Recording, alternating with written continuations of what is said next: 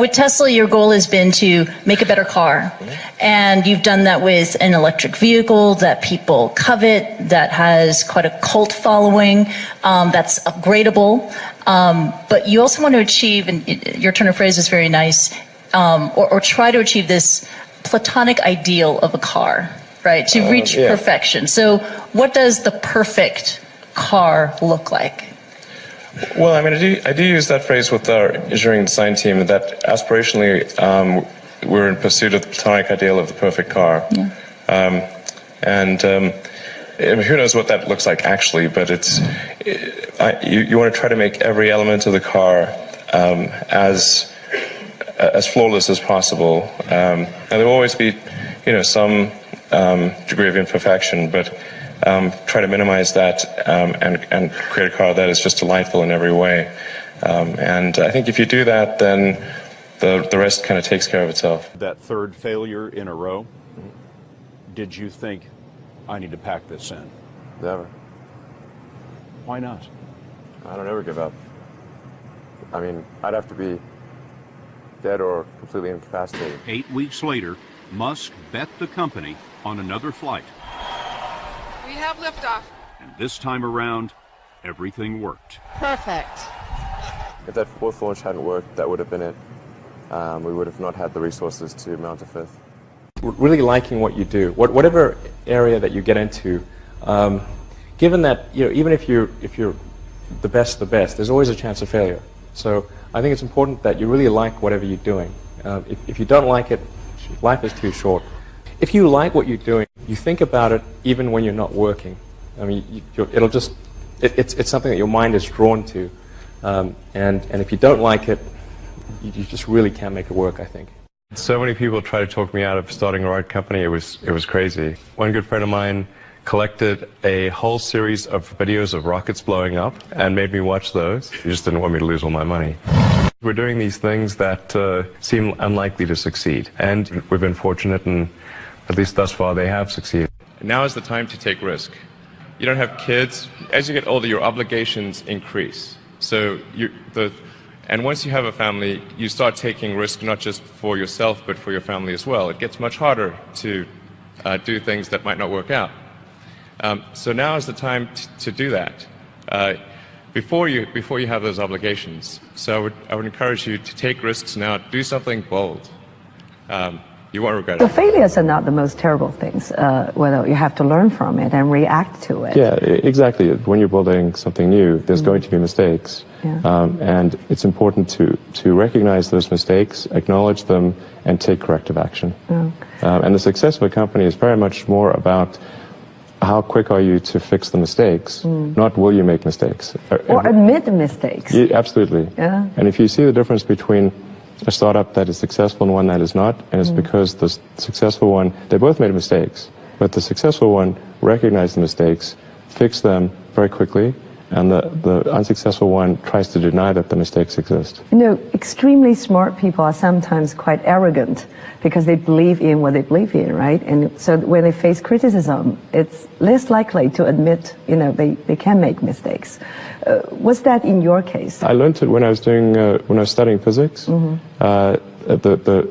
In physics, you're taught to always question yourself. You're taught to always assume that you're wrong, not assume that you're right, and you have to prove yourself not wrong. And so I think that physics framework is really where I learned it, and it's very effective for learning counterintuitive things that aren't obvious. Mm. So you are very famous in saying that failure is actually an option, and if you're not failing, that means you're not innovative enough. Yeah, I mean, it's not like I like failure. I mean, who likes failure is terrible, but if you only do things that are certain to succeed, then you're only going to be doing very obvious things. When I interview someone to work at the companies, would be to ask them to tell me about the problems that they worked on and how they solved them. And if someone was really the person that solved it, they'll be able to answer multiple levels. They'll be able to go down to the brass tacks. And if they weren't, they'll get stuck. And then you can say, oh, this person was not really the person who solved it, because anyone who struggled hard with a problem never forgets. If you're creating a company or if you're joining a company, the most important thing is to is to attract great people. So either join a group that's amazing that you really respect, or if you're building a company, you've got to gather great people. I mean, all a company is a group of people that have gathered together to create a product or service. And so depending upon how talented and hardworking that group is, and the degree to which they are focused cohesively in a good direction, that will determine the success of the company. So do everything you can to gather great people if you're creating a company.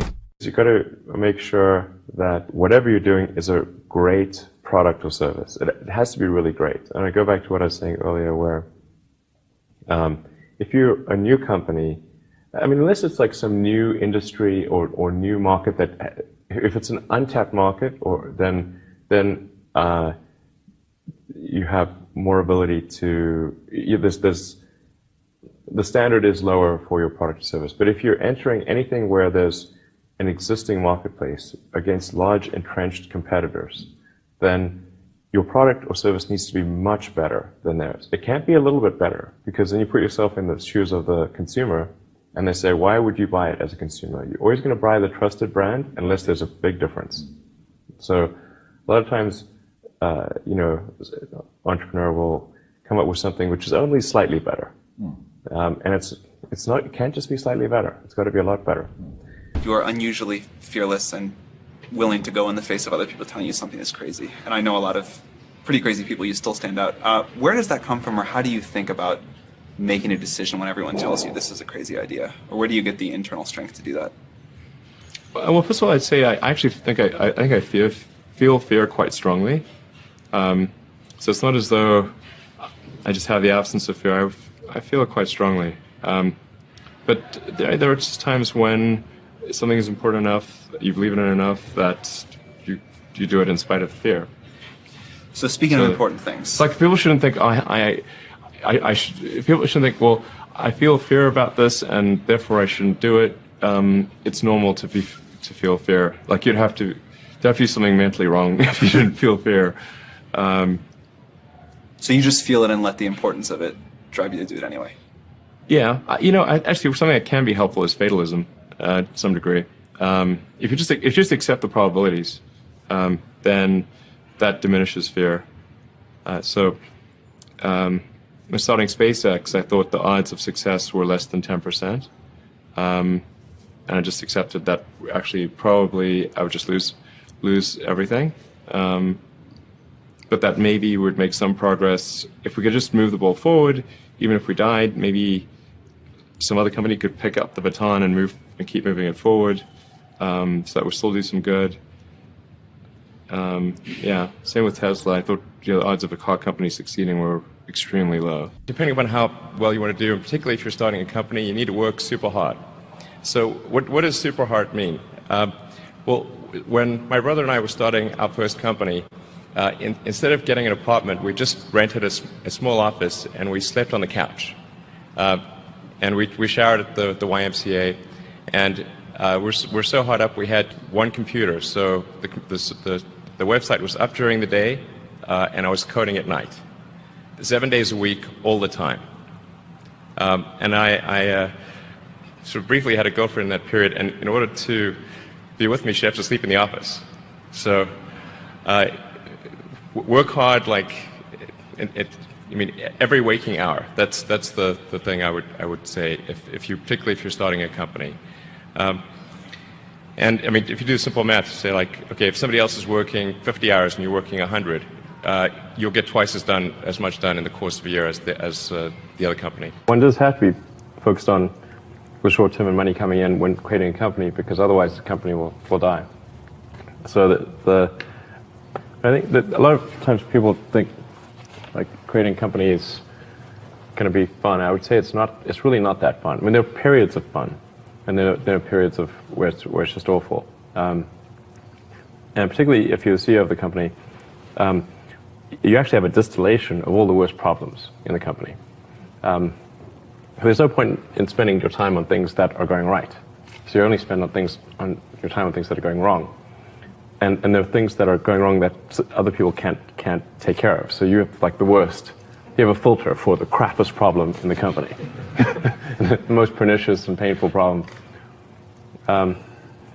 So I wouldn't say I think you have to feel quite compelled to do it, and have a fairly high pain threshold. And there's a friend of mine who says, like, starting a company is like staring into the abyss and eating glass. And there's some truth to that. The staring into the abyss part is that you're going to be constantly facing the extermination of the company. Because most startups fail. It's like 90%, arguably 99% of startups fail. So that's the staring into the abyss part. You're constantly saying, okay, if I don't get this right, the company will die. It can be quite stressful. And then the eating glass part is you've got to do the problems. You've got to work on the problems that the company needs you to work on, not the problems you want to work on. And so that's you end up working on problems that you'd really wish you weren't working on. And so that's the eating glass part. And that goes on for a long time. So how do you keep your focus on the big picture when you're constantly faced with, we could be out of business in a month? Well, it's just a very small percentage of mental energy is on the big picture. Like you know where you're generally heading for, and the actual path is going to be some sort of zigzaggy thing in that direction. And try not to deviate too far from the path that you want to be on, but you're going to have to do that to some degree. But I don't want to diminish the. I mean, I think the profit motive is a good one if the rules of an industry are properly set up. So there's nothing fundamentally wrong with profit. In fact, profit just means that people are paying you more for whatever you're doing than you're spending to create it. That's a good thing. and if that's not the case, then you'll be out of business, and rightfully so. Because you're not adding enough value. Being innovative can be very exciting in life, but doing business sometimes requires, persistence, and sometimes could be very boring. Do you have the same fun from innovation as from business, running a business? Well, I mean, or would you rather to be just an innovator, engineer, instead of a business owner or runner? I mean, I'd love to just do innovation and just do engineering. But you raise a good point, because a lot of life in general, in any job, there's like you have to do your chores. There's because nobody else can do that for you, right? Well, I think to be successful at almost anything, you have to do the tough stuff and as well as the enjoyable stuff. You have to do the boring stuff as well as the non-boring stuff. And if you don't do your chores, then bad things will happen. But if they don't do the things that they don't like to do, then the company will be in trouble.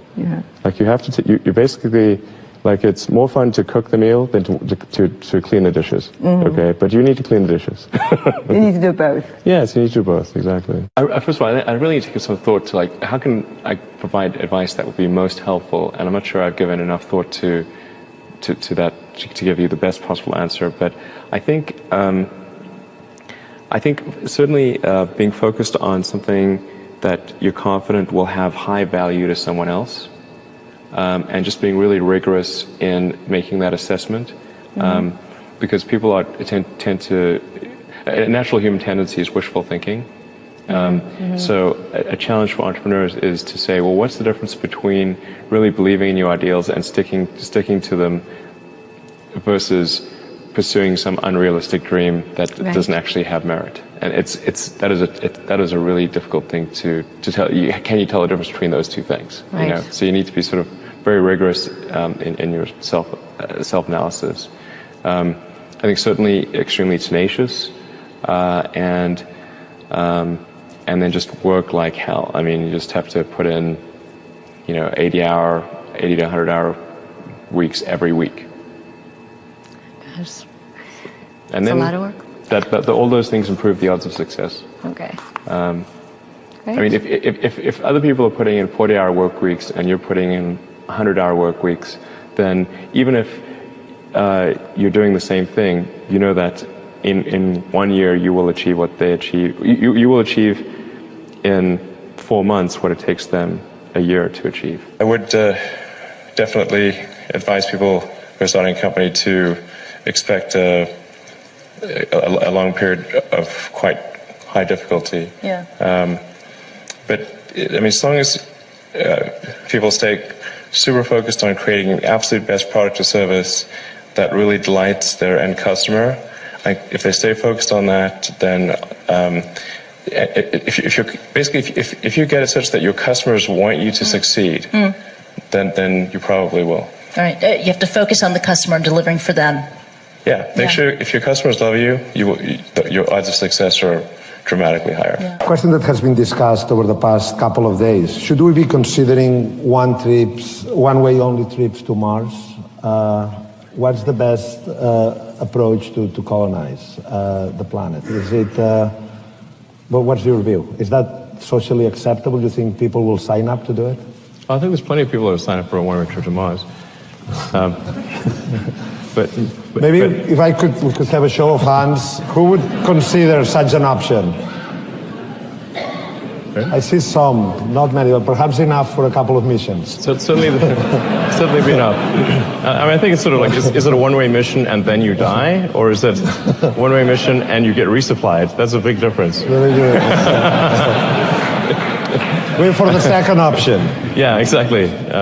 But I mean, I think it ends up being a moot point because you want to bring the spaceship back. Like, these spaceships are expensive, okay? They're hard to build. You can't just leave them there.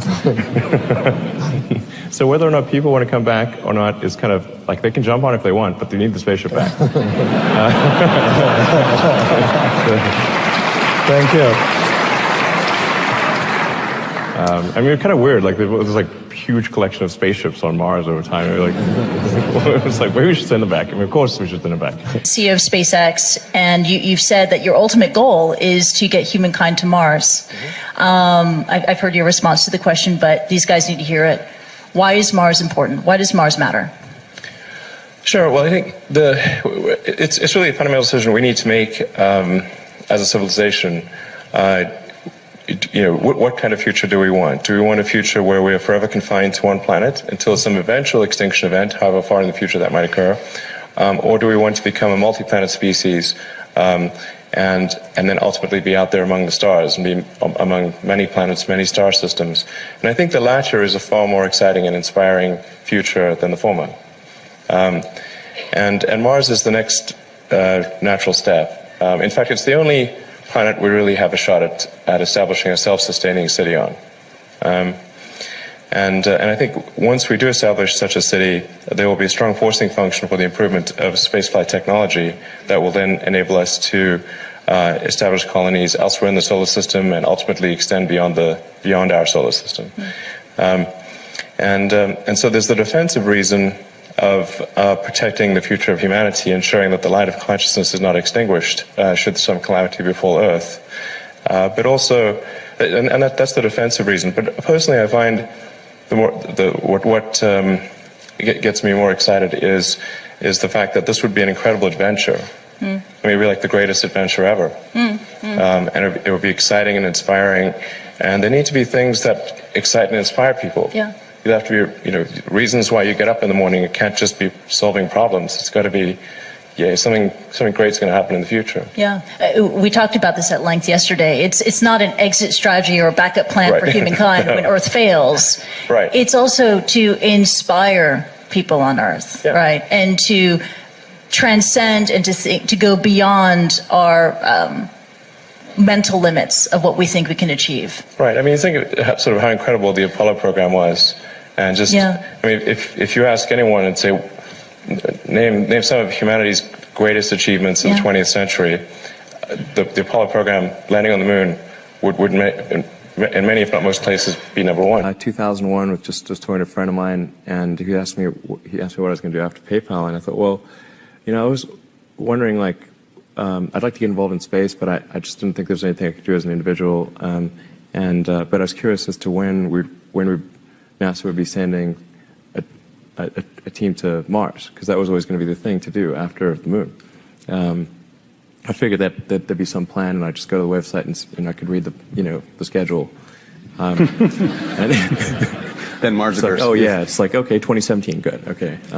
But actually, there wasn't anything on the website, and or at least I thought, like, can I not find it? Like, what's going on here? And is it secret? I don't know. But it turned out that that NASA had done a study on what it would cost to do a manned Mars mission, and this was under Bush the First. And in his first, he asked for a 90-day study shortly after taking office, and NASA came back with a $500 billion price tag. And he said, okay, maybe not. Billion with a B. That's when $500 billion was serious money for the government. So then that got totally shelved, and it was like you were not allowed to talk about any kind of crewed mission to Mars at NASA. Anyway, but I thought, well, if I could do something that would galvanize public interest, and then that public interest would translate to additional appropriations for NASA and increase their budget, then maybe they could do it. So actually, what I sort of thinking I would do is send a small greenhouse to the surface of Mars with seeds in dehydrated gel, and then upon landing, hydrate the gel and grow the plants. And the public tends to respond to precedents and superlatives. So this would be the furthest that life's ever traveled, the first life on Mars. I tried to figure out how to do this with the proceeds that I had from PayPal. And I was able to figure out how to get the cost of the spacecraft down, and the communications, and the little greenhouse and everything. But the one thing I couldn't compress was the cost to launch, because there are only a few options. And the US options were way too expensive. And so I ended up going to Russia 3 times to try to buy the biggest ICBM in the Russian nuclear fleet. That's where I'd start. Yeah. Yeah. Go big or go home. Right? Yeah. I mean, okay.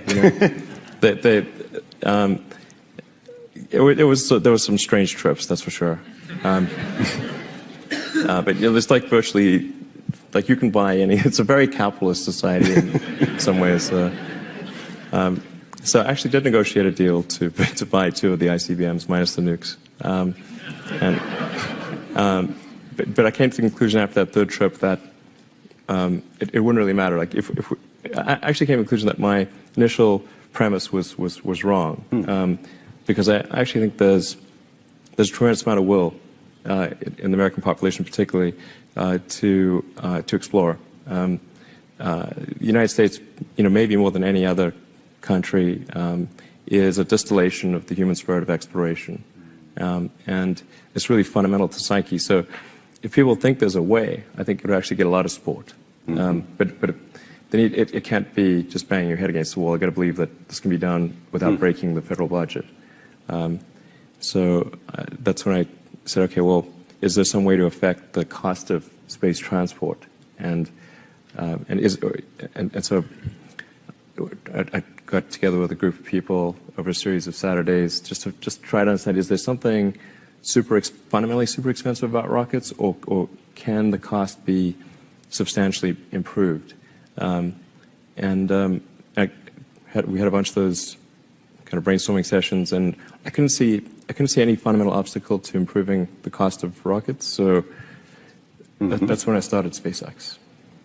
It's like, I'll just build them myself. Yeah. And then. But like I said, at that point, I would say the probability of success was definitely less than 50%. I thought it would most likely not succeed. But it was worth a try.